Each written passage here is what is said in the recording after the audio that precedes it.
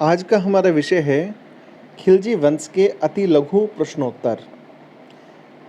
कुछ बड़े महत्वपूर्ण प्रश्नोत्तर आपके सामने आएंगे जो खिलजी वंश से जुड़े हुए हैं और आगामी परीक्षाओं में आपके लिए बहुत उपयोगी होंगे। चलिए देखते हैं क्या प्रश्नोत्तर हैं। पहला है, खिलजी वंश का समयकाल क्या रहा?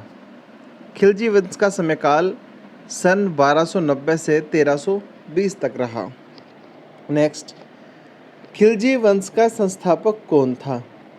खिलजी वंश का संस्थापक जलालुद्दीन खिलजी था।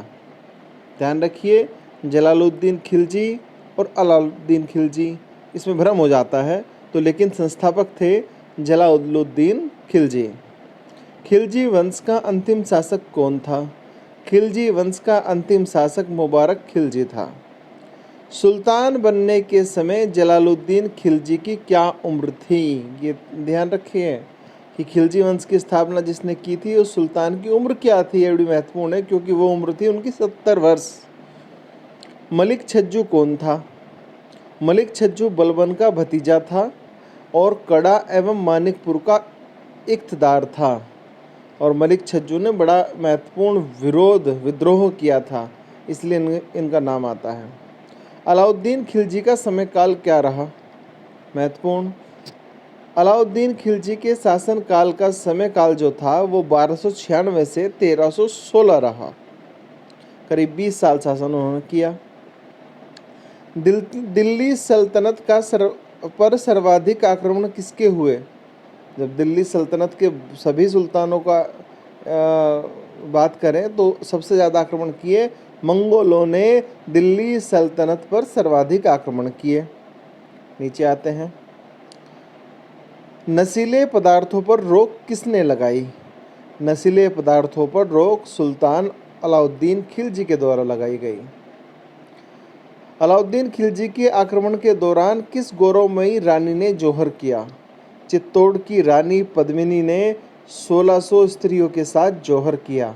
यानी कि चित्तौड़ पर अलाउद्दीन खिलजी के कब्जा होने से पूर्व ही वहाँ रानी जो पद्मिनी और जो बाकी 1600 स्त्रियाँ थीं, अपने स्त्रीत्व की रक्षा के लिए उन्होंने जलते अग्निकुंड के अंदर अपने आप को सुहा कर दिया। इसको जौहर कहते हैं। ये बड़ा महत्वपूर्ण है। अलाउद्दीन खिलजी के समय काल में किसके द्वारा इतिहास लेखन का कार्य किया गया? तो वहाँ अमीर खुसरो के द्वारा चीज़ें लिखी गई जब अलाउद्दीन खिलजी थे। बाजार व्यवस्था किसके द्वारा लागू की गई? महत्वपूर्ण प्रश्न है। बाजार व्यवस्था सुल्तान अलाउद्दीन खिलजी के द्वारा लागू की गई। बाजार के प्रमुख अधिकारी को क्या कहते थे? बाजार के प्रमुख सहनाए मंडी कहलाते था। जो बाजार का प्रमुख होता था वो सहनाए मंडी कहलाता था।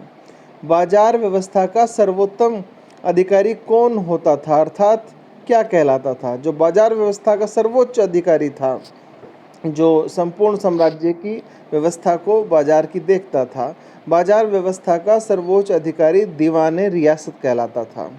गुप्तचरों का प्रमुख क्या कहलाता था? गुप्तचरों का प्रमुख बरीद कहलाता था। जासूसों को क्या कहते थे? जासूसों को मुनहियन या मुनही कहा जाता था। नेक्स्ट, व्यापारियों को परमिट जारी करने वाले को क्या कहते थे? व्यापारियों को परमिट जारी करने वाले को परवान नवीस कहा जाता था। सर्वप्रथम सार्वजनिक वितरण प्रणाली राशनिंग सिस्टम जो होता है किसने लागू की? सुल्तान अलाउद्दीन खिलजी ने लागू की।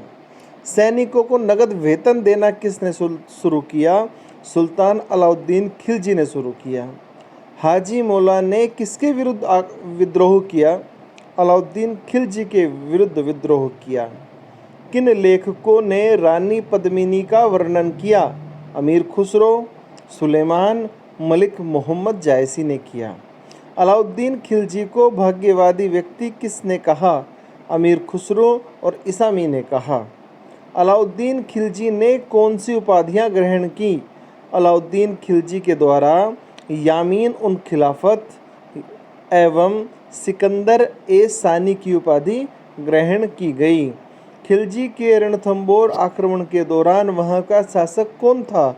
उस समय रणथंबोर का शासक हम्मीर देव था। घोड़ों को दागने की प्रथा किसके शासनकाल में शुरू की गई? सुल्तान अलाउद्दीन खिलजी के शासनकाल में शुरू की गई।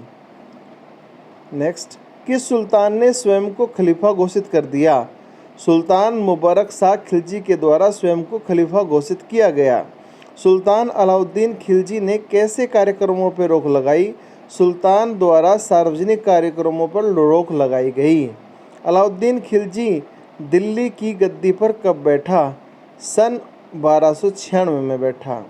अलाउद्दीन खिलजी का मूल नाम क्या था? तो अलाउद्दीन खिलजी का मूल नाम था गुरशास्प। अलाउद्दीन खिलजी ने चित्तौड़ पर आक्रमण कब किया? अलाउद्दीन खिलजी ने चित्तौड़ पर आक्रमण सन 1303 ईस्वी में किया। अलाउद्दीन खिलजी ने बाजार व्यवस्था का अध्यक्ष किसे नियुक्त किया? इस पद पर किसे बिठाया? मलिक कबूल को बिठाया। तो ये 30 आपके अतिलघु प्रश्न हैं और खिलजी वंश से जुड़ी हुई अधिकांश बातें इसमें समाहित हो जाती हैं और ये बड़े महत्वपूर्ण हैं आपकी परीक्षाओं की दृष्टि से। इन्हें देखिएगा, ध्यान दीजिएगा। आपका दिन शुभ हो।